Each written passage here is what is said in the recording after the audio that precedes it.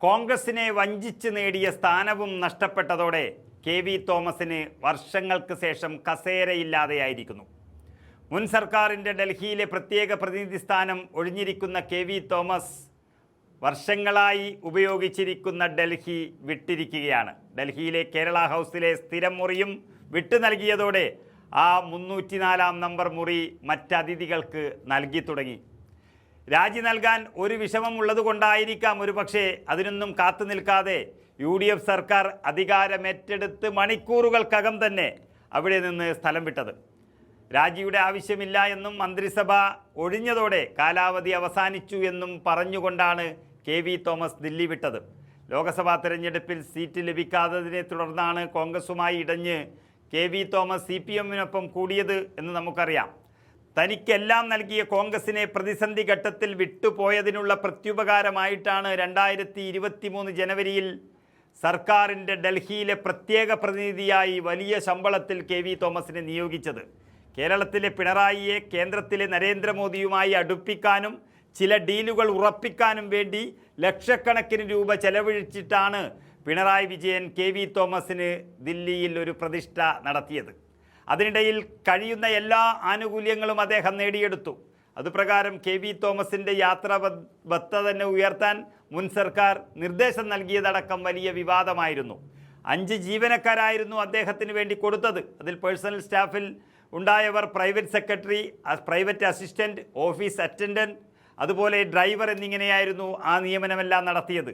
സാമ്പത്തിക പ്രതിസന്ധിക്കിടെ ട്രഷറി നിയന്ത്രണത്തിൽ ഇളവ് വരുത്തിക്കൊണ്ട് 12.5 ലക്ഷം രൂപ കെ.വി. തോമസിന് ഓണറേറിയം നൽകിയതും ആരോപണത്തിനിടയാക്കിയിരുന്നു. ക്യാബിനറ്റ് റാങ്ക് നൽകിയുള്ള തോമസിൻ്റെ ഈ നിയമനം അനാവശ്യ ചെലവെന്നാണ് എല്ലാവരും പറഞ്ഞത്. പ്രതിപക്ഷം മാത്രമല്ല, ഭരണപക്ഷം തന്നെ ചില ആളുകൾ അങ്ങനെ തന്നെയാണ് വിലയിരുത്തിയത്.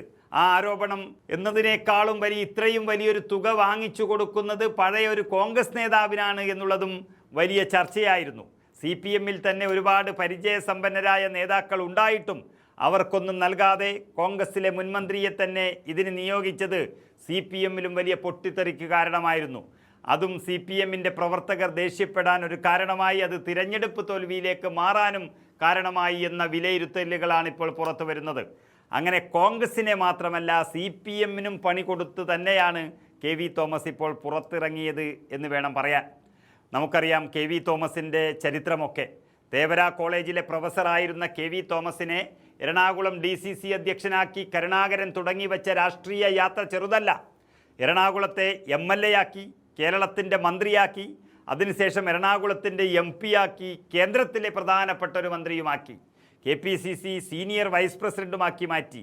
ആ സ്ഥാനത്തിരിക്കുമ്പോഴാണ് ഈ ചതി ചെയ്തത്. അങ്ങനെ ഏകദേശം 4 പതിറ്റാണ്ടോളം കാലം അദ്ദേഹത്തിന് കസേരയിൽ നിന്നും താഴെ ഇറങ്ങേണ്ടി വന്നിട്ടില്ല. അതിനുള്ള അവസരം കോൺഗ്രസ് കൊടുത്തിട്ടില്ല. എന്നിട്ടും ഇത്രയും സൗഭാഗ്യങ്ങൾ നൽകിയ ഒരു പാർട്ടിയെ വഞ്ചിച്ചുകൊണ്ട് പടിയിറങ്ങിപ്പോയി, അതും ശത്രുപാളയത്തിൽ ചേരാൻ വേണ്ടി.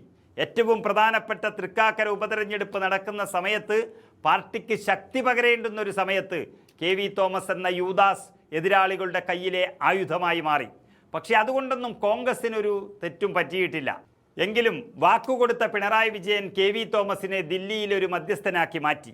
എന്നാൽ ഇനി അധികാരമില്ലാത്തടത്ത് മധ്യസ്ഥൻ്റെ ആവശ്യവും വഞ്ചകൻ്റെ റോളുമില്ലാത്ത കെ.വി. തോമസ് അങ്ങനെ യാത്ര പോലും പറയാതെ ദില്ലിയിൽ നിന്നും പടിയിറങ്ങുകയാണ്. ഇതാണ് കാലത്തിൻ്റെ കാവ്യനീതി എന്ന് പറയുന്നത്.